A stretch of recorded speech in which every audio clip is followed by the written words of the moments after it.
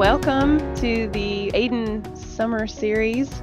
I'm Katherine Jarnigan. I'm one of the co-chairs on this group, helping to get all of this started up. So we are very glad that you're able to join us today. I know that everyone has a lot going on, and summer is not always a downtime. So what we want to do is start off by giving you a little bit more AIDN information and an update. If you joined us during our last session, you got an update then, but for anyone new, we're just going to run through it real quick.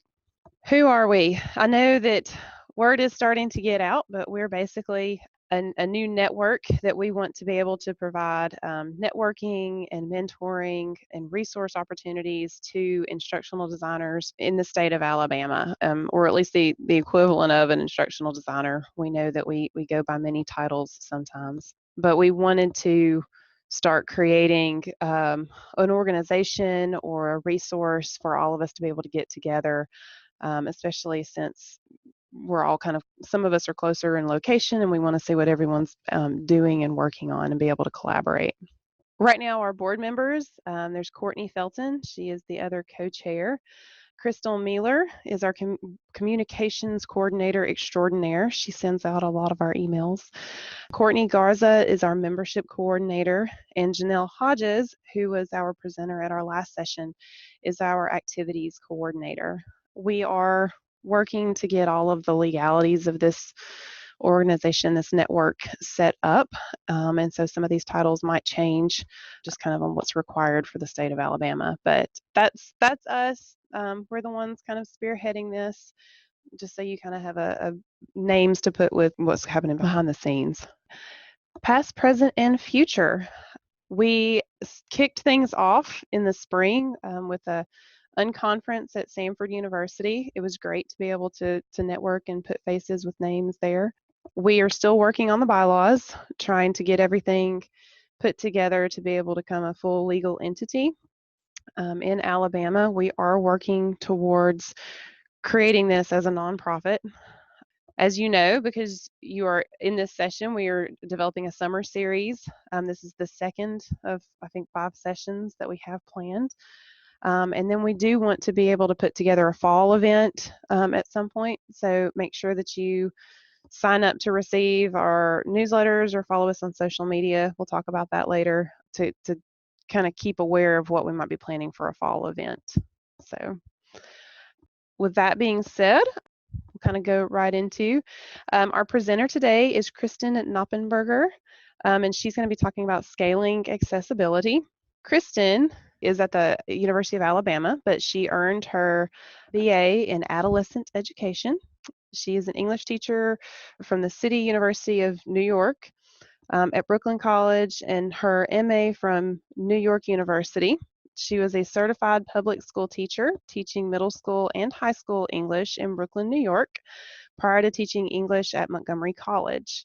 In 2010, she ghost authored a textbook for Envision EMI LLC, an experiential learning institution.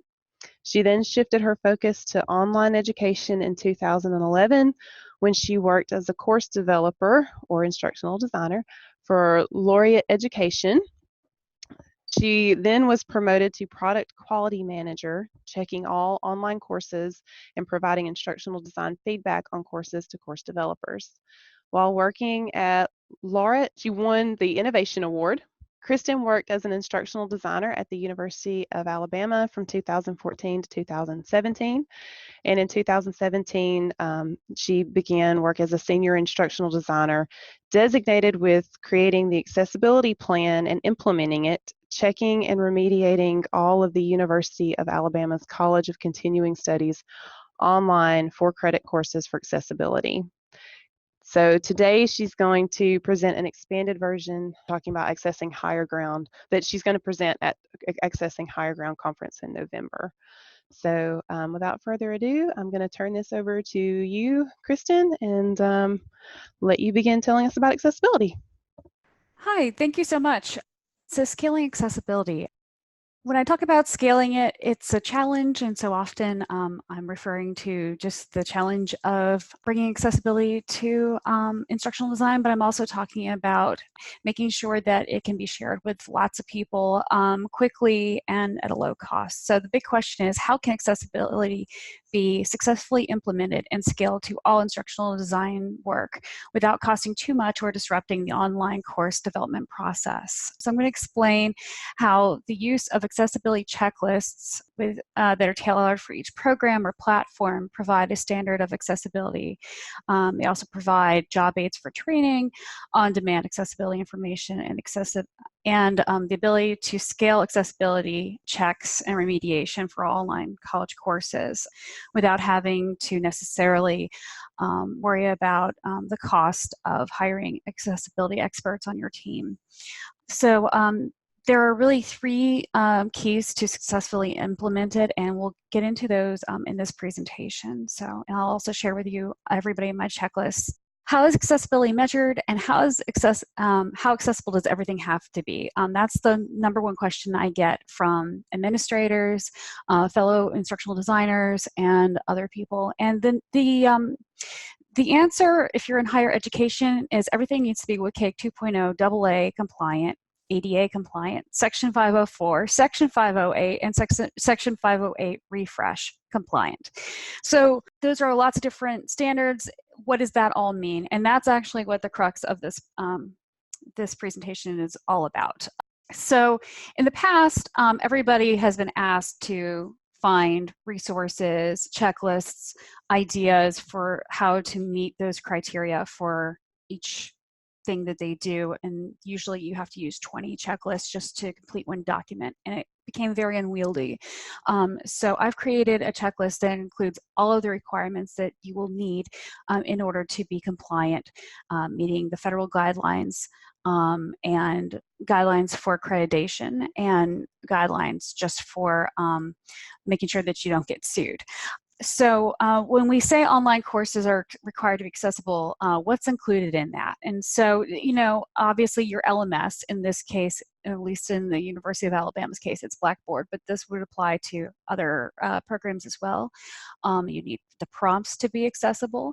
You need the documents to be accessible. You need the presentations, the spreadsheets, the PDFs, the library content, the websites, the interactives like Articulate, Storyline, Captivate, etc., computer programs, videos, audio recordings, images, infographics, charts, tables, basically everything.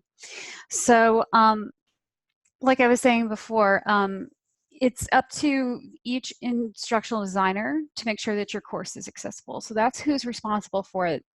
Ultimately, your instructors are relying on you to help make sure that the work you upload makes them look good, but it's also accessible. So what mandates accessibility, and what are the consequences if things aren't accessible? So the Department of Education, the Department of Justice, the Office of Civil Rights, the federal government, federal law, all require that online college courses and content produced by universities they must be accessible. Even private industries can be sued and are being sued for lack of accessibility. Our compliance with accessibility standards and laws have legal, accreditation, financial, civil rights, and reputation consequences. But more importantly, it's the right thing to do, and it's the only thing that we can do to make sure that people aren't being discriminated against. So how can you make your courses accessible? You should adopt complete accessibility checklists with all the required items and step-by-step instructions. You should apply accessibility checklists to development via training, resource checks. So while you're gathering your resources from your content experts, you need to make sure that all of those items are accessible, and if they're not, they need to be remediated for that. And when you consult with them about their assignments and you consult with them about everything that they want to do, again, keeping accessibility in mind is very important. And then the last step is apply the accessibility checklist to when you're creating your courses and when you're checking them and remediating them. And it needs to be a process a part of the creation process and the check process instead of leaving it for later to retrofit courses, because sometimes by then it's almost impossible for certain things to be made accessible. So quick tip.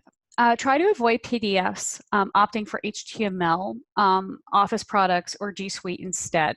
While PDFs can be made accessible, the process is often too time-consuming to meet the PDF UA standard. And the PDF UA standard is the only, currently the only standard that is recognized as accessible, meeting the requirements for the federal government. So, but that standard is very time consuming to meet, and quite frankly, even the output that is so-called accessible is not always as accessible as it could be if it were just in a different format. So often we find that it's more a better use of our time just to convert it to a different format and provide multiple formats of the same document than make PDFs accessible.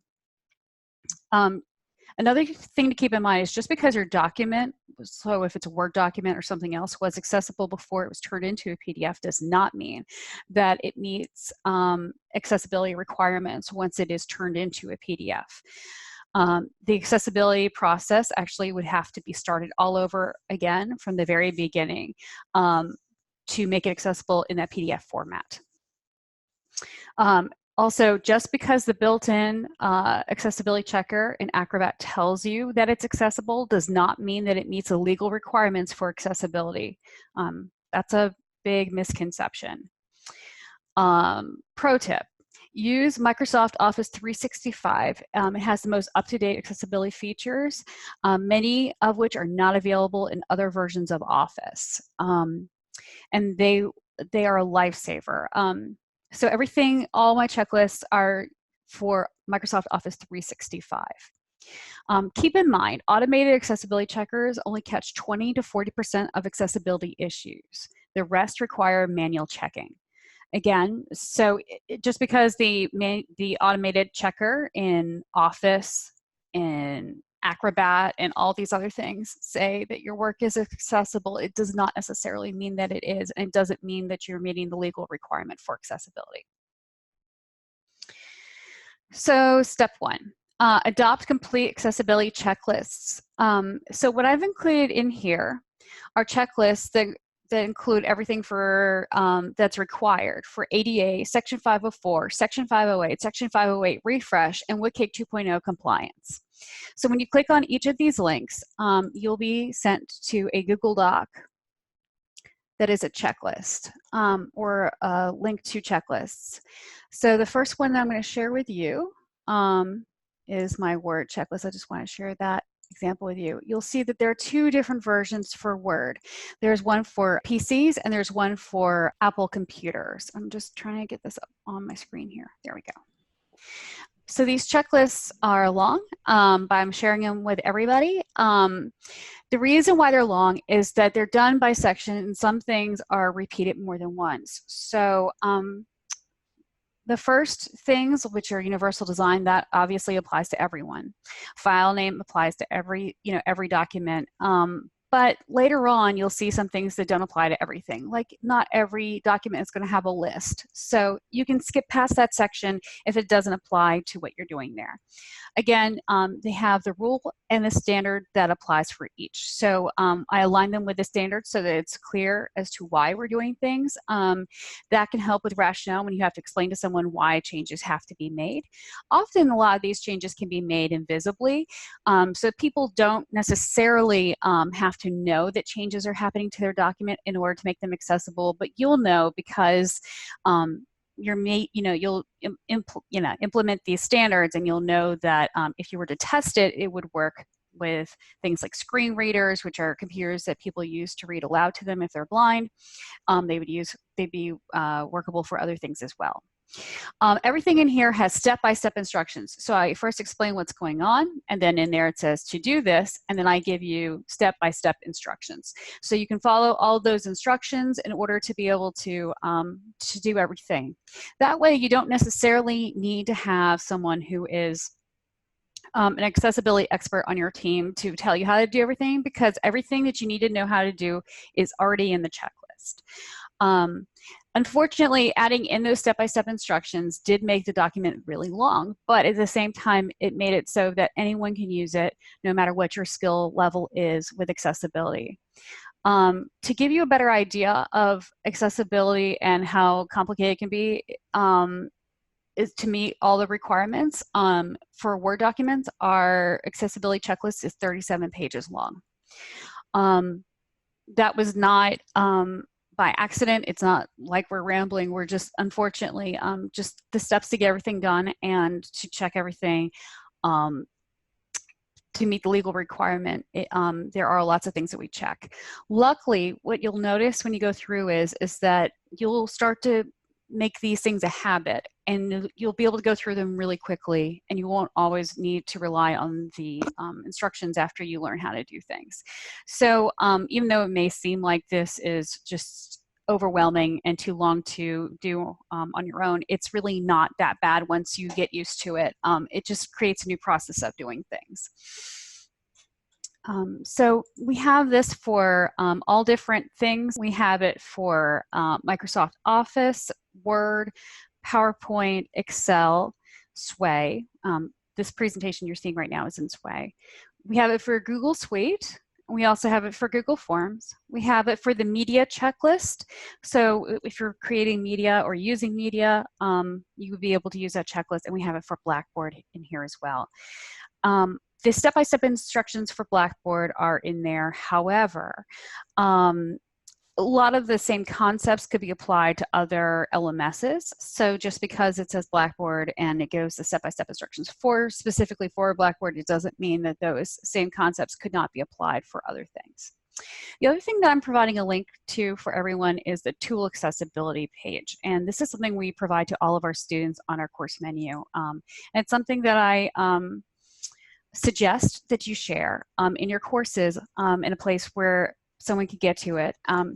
So for everything that we use in our online courses, people will have access to the links explaining how to use specific software for people with disabilities, or how to make everything accessible. So I'm sharing this with you right now. So it'll explain how to use Gmail with a screen reader, or how to use keyboard-only access. Keyboard-only access is a very common thing where if you have a mobility issue, you'd be able to use that to navigate the screen or navigate a website. And so we provide instructions for keyboard-only access. We provide information about how to get captions. We provide information for all sorts of things. All the different programs, including Zoom, are in here. So I really do recommend checking it out, using something like this, or creating your own based off of this information. It's really a valuable resource for our students. And providing that actually helps meet some legal requirements down the road that we're being asked to do. So mainly, we're obligated to provide easy access, equal access to everything, whether it's our software, our courses, our websites, our everything.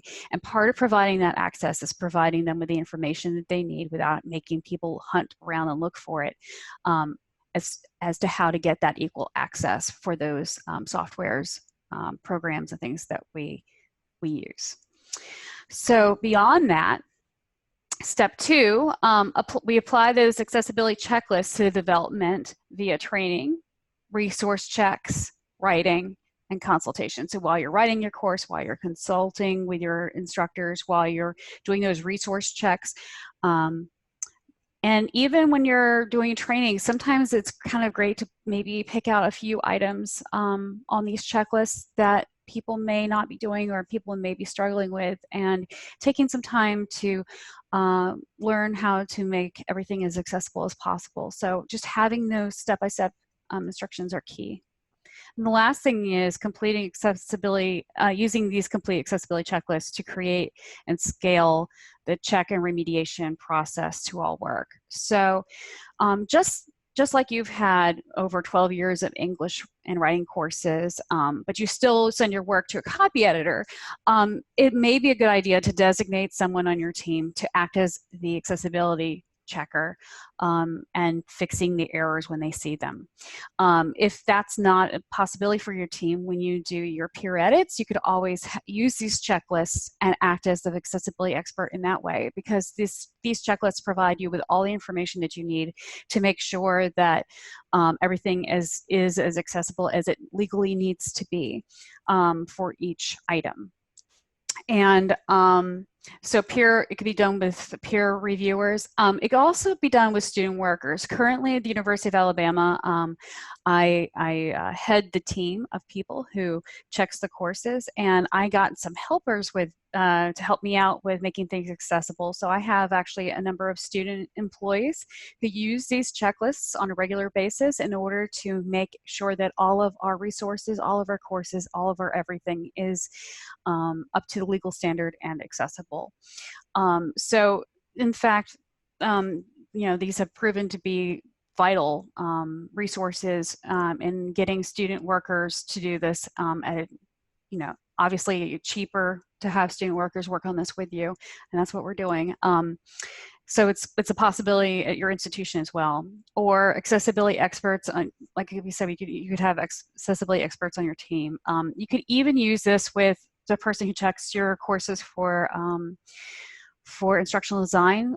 Technically, accessibility is part of instructional design, so these could be used for that as well. So if you want these resources, I'm just providing you with another link to my presentation here, just in case you want it. And I really want to open up the floor to everyone who may have questions. I know I kind of quickly went over the information about the checklists and what they do, but they are so key to making sure that it's inexpensive to scale our efforts. So all the information that you need that would have been in 20 different places is now all condensed into one place for each program. So if you're doing a Word document, you use the Word one. If you're doing a PowerPoint, you use that one. So you kind of get the gist of that. Because like I said, they used to be in different places, not only just for the programs, but because of the different laws, and we have them now all condensed into one. So that's kind of something that's unique that I've created for our team, and I want to share with the world. So any help that you guys can give me in sharing this information, I think is really going to be great. Anyway, I'm going to open up the floor to any questions that all of you have, and I'd love to answer them.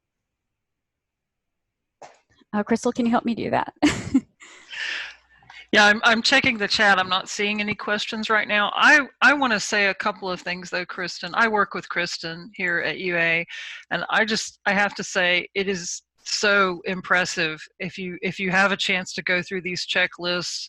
I mean, she's not kidding. The amount of content and the number of regulations that she has pulled into a single document, so that as a designer you can go through and check what you're putting out there for the students without having to read every single federal regulation in 20 different places. And if you don't know how to manipulate your PDF, well, maybe not a PDF because that's not recommended, but your PowerPoint or your Word document, if you don't know how to manipulate them to make them accessible, she's spelled it out so incredibly clearly that anybody could do it. As she says, she's trained students to do it, and they're doing it well. And it's just amazingly helpful to have this information. And I can't believe you're sharing it. I think that's a wonderful thing. I wonder also, Kristin, if you would talk a little bit about your experience with different professors. How are the content experts reacting to this sort of thing? Do you have much contact with them, and how do they handle? So sometimes we do.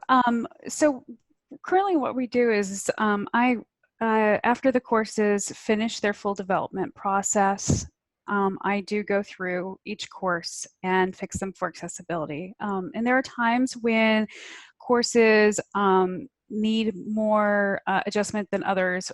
Often professors don't even notice that I was there. There are times, however, when professors do, because sometimes the content was so inaccessible to begin with that we have to provide an alternative format of something, and that becomes a bit noticeable. It's not that common, but it does happen. When that does happen, sometimes I'll get an email saying, well, why is this? I know you're working on accessibility, but why? What was inaccessible about it? And I just often explain, well, this is what we did because of this or that, and I explain what the standards are and why, for each thing that we did and why. And say, hey, we can still provide the inaccessible version, but we do have to still provide an alternative format of the same information. Most of them calm down as soon as I find out that literally nothing content-wise has changed. The only thing that has changed is the formatting, whether that be just because it's whether it's to a different format altogether, from like Word to Excel, or well, maybe not from those, but from PDF to Word or things like that. Or sometimes it's just, hey, the color contrast doesn't work because people who are colorblind would not be able to see this, or people with low vision would not be able to see this. And we want to make sure that everyone has equal access to this information. All of those things are included in these checklists. It's not just, hey, what if we are not leaving out any disabilities? We just have really so many disabilities covered in these checklists. The other thing that's kind of neat about them is that in the Blackboard checklist especially, that's a place where I got to provide some information about some just important things, because unfortunately sometimes people are legally entitled to have extra time on tests or quizzes or things, but because they're not on campus, where it's a much easier process because the Office of Disability Services is there to really help them more in person, and coordinate with a professor, and they have a concrete place to go to make sure that all that happens. It's a little less clear in the online environment. So I provide suggested language for every link to a quiz or a test, saying that if you require accommodation, to coordinate that with a professor and with the Office of Disability Services prior to taking the test. I know that seems like something that people would automatically know to do, but often people don't think about doing it, and they don't know how to go about it. So often providing that information is really vital to making sure that everybody not only remembers to ahead of time schedule their accommodations, because they may just assume that they're already in place, but also reminds people who didn't know how to go about getting their accommodations that they're legally entitled to. It gives them an avenue for doing that feels organic and a little less confusing and scary, because you don't know where to go to. So I think all of these things are kind of great things that we can provide. Again, the Blackboard checklist is the one that has those sorts of things. It has other things like that that we provide in there. Zoom is not accessible, so I think it's funny that we're using Zoom. It's kind of ironic that we're using that. Kristin, yeah. we have another question, and it kind of relates to something you just said about, someone on campus may know more about how to arrange for certain provisions they may need for testing and so forth, and someone in an online environment might be less familiar with the process. But someone is asking, how are the accessibility requirements for an online course different from face-to-face courses? So unlike face-to-face courses where there are no, there's no one, let me put this another way. Accessibility in online courses is easier to check and to monitor for the Department of Education, for federal government, for really anyone, because a written version of everything is out there living. And so they can actively check your courses, they can check them while they're in progress, they can check them ahead of time, they can do all sorts of things. And so people are actually checking here for the accessibility, whereas you may not get caught in the online, in the face-to-face world. WCAG 2.0 AA requires that everything from the font to the color to the size to the everything is regulated. Where images have to be placed in relation to text, all these things are regulated. It's hard to keep track of all those things, which is why we provide these checklists for you to keep track of everything that's required. For videos, for instance, you can't have more than 3 flashes per second because that can cause a seizure. The list is really endless, but luckily we have checklists to keep us on track to make sure that we're meeting all those base requirements. I'm not even including, I know that there's now, if you look it up, there's some people may say, oh, there's WCAG AAA instead of AA.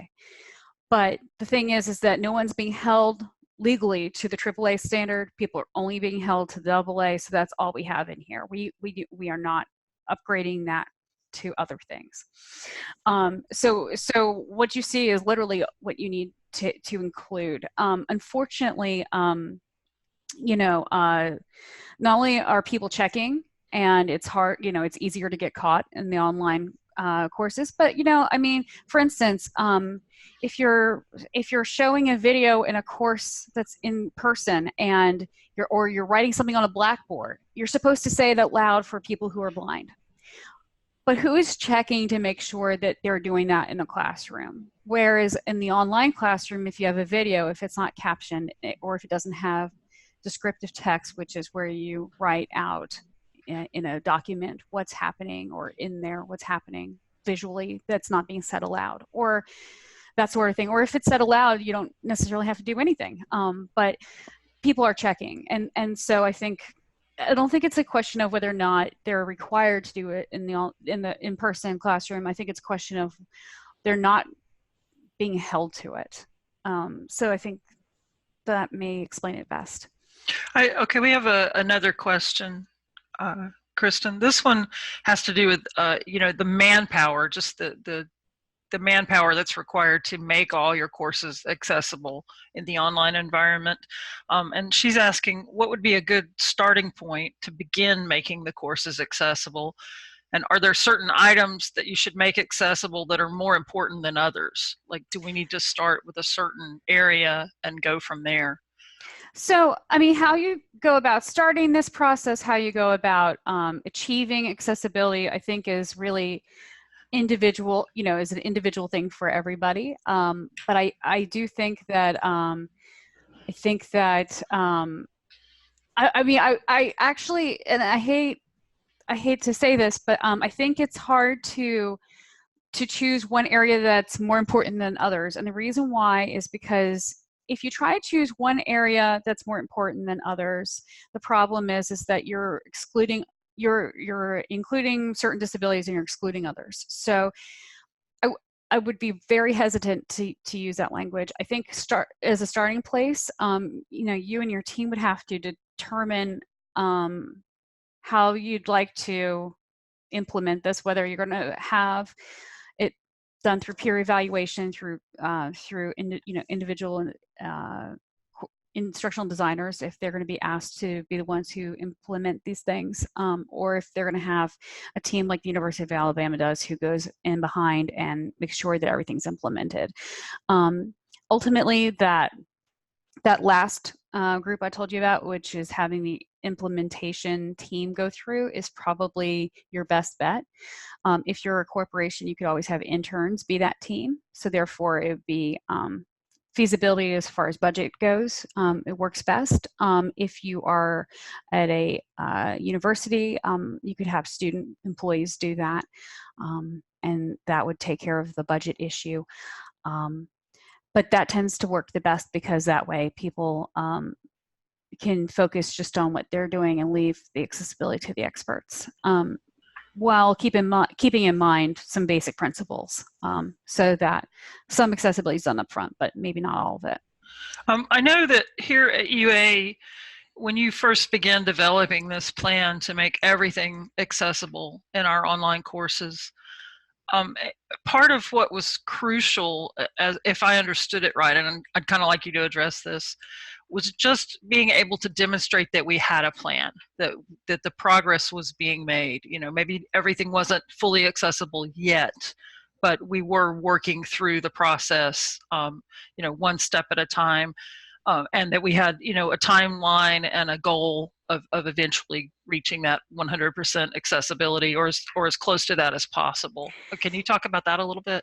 Yeah, so I mean, obviously you wouldn't want to hold up the development process with an accessibility bottleneck. That can be a pitfall of certain types of design. A better format, because the legal requirement is that obviously if a student with disabilities who is enrolled in that class, obviously that course has to be made accessible right away before they take that course. However, if you have other courses where no one is enrolled that you are aware of, or that ODS is aware of, that have students with disabilities in them, you can wait until those courses go live and then retroactively fit them for accessibility, which is currently the model that we're using here.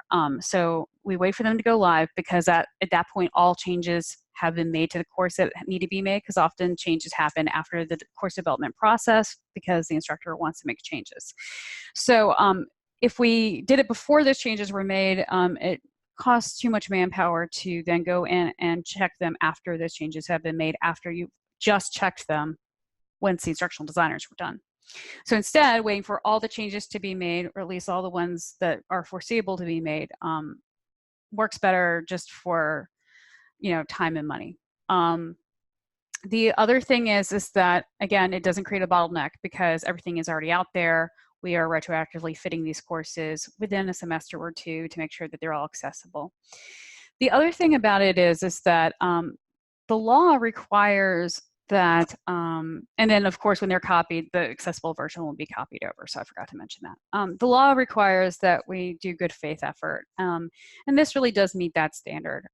Once we've, you know, fitted a course for accessibility, and once that accessible course has been copied over, especially if no one had disabilities who was enrolled prior, honestly, it doesn't make any difference to the students. And we are doing what we need to do to make sure that our courses are accessible, and that they're done in a timely fashion.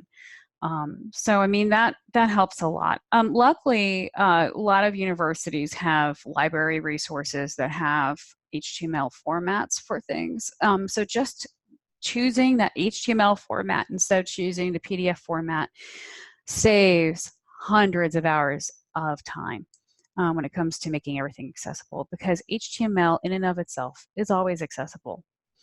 So, so the HTML format of those journal articles that people like to link to, that saves you time because you don't have to retrofit those. So sometimes those HTML formats don't exist, in which case we would have to turn into a different format, but often, I would say in about 70 to 80% of the time, they do exist. And so linking to those just saves us so much, you know, manpower in and of itself.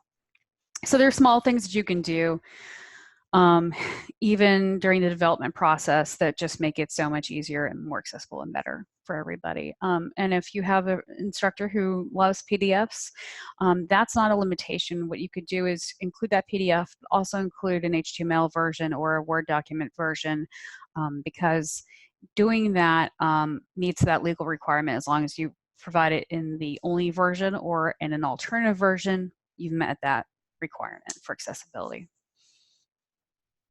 Kristin, can you talk for a second about, it seems like some of these are things that we can control. So like if you have a PDF of something and you can check it, but I know recently in our department, we kind of debated when instructors want to use external links, maybe to like an organization or something like that, where you can't really control the accessibility of a website or something like that. So I'm so glad you brought that up. So the legal requirement is that if you link out to something in a course, that that has to be accessible as well if it's for the course. So the accessibility standards for those are somewhat different. You just need to make sure that it can be navigated through keyboard-only access, and that they can be read by a screen reader. So that's something you would have to check. If it doesn't, unfortunately, that would mean that you should go back to that instructor and say, is there another format of this? Is there another website where you can use? Is there another something? Often those web tools that are out there are not accessible, or providing an alternative saying they can use this or they can use that. And as long as the learning is the same in both and that they provide the same information, you could provide both resources, but you have to have at least one accessible version of the thing, whatever that thing is or that website. A lot of times if they link out to things like the Wall Street Journal, that's accessible, but sometimes those web interactives aren't. So it's something to check into. Can I use keyboard only access? Can I use a screen reader? A free screen reader that I recommend for everyone, and I'm going to type it in the message thing, is NVDA. It's free to everyone. It's the worst one that exists out there, but if you want to test things, it's the best one because most screen readers cost a lot of money. They're like $2,000, and a lot of people can't afford that. So we can't mandate what screen readers people are using, but we do know that if they're looking for a free one, that this is the most common free one that's used. So, and plus if it works on this, it'll work on all the other ones because it is so bad. So, but it gets the job done, So I'm sorry if I'm interrupting, but as far as testing a website, you would recommend that we download this free screen reader and then go to that website and see what we experience using that screen reader. See if it reads the text on the site. Sometimes it won't. If it does, then you know it's accessible. If you're able to not use your mouse and use a tab button or the arrow buttons or the enter key or other things like that to navigate, then it is accessible. If you can't use those to navigate, it means it's not accessible. In which case you would need to go back to your instructional, your content expert and ask them what they would recommend as an alternative or something else. Okay. Also, let's say what they needed from that website was content that could be replicated by you, which means you could copy and paste it in and then attribute where you got that information from. That, if you link out to the regular site and say that this is the accessible document version, I think that would fall under fair use. At least that's what our rights and licensing person here has indicated. All right. Well, thank you, Kristin, for all of that information. I know I'm looking forward to going through the checklists and checking stuff out. That definitely had to take you a very long time to put this stuff together. Thanks. So I guess kind of wrapping up, we've already done questions and comments, but our next summer series session is June the 28th at 12. So if you can, plan to grab your lunch and join in and hop in and get in on the fun. The next ones after that are July the 19th and August the 2nd. Also, that being said, please follow us on social media. We have Facebook and Instagram, Twitter. We've got all these. I think these can also be emailed out as well. We have our Slack channel up and running. Please feel free to jump on there, throw out any questions, comments. It's definitely meant to be a working space for everyone where you can join in, collaborate, because I know these sessions are normally every few weeks, but you should be able to get on there anytime and be able to ask a question or reach out. So if you haven't filled out our membership form, please go ahead and do that too, so that we can be sure to send you information about upcoming events. And then I guess if there's nothing else, then I think we're pretty much finished. So thank you for joining us. We hope to see you at the next summer series session. And you guys have a good afternoon and a good weekend.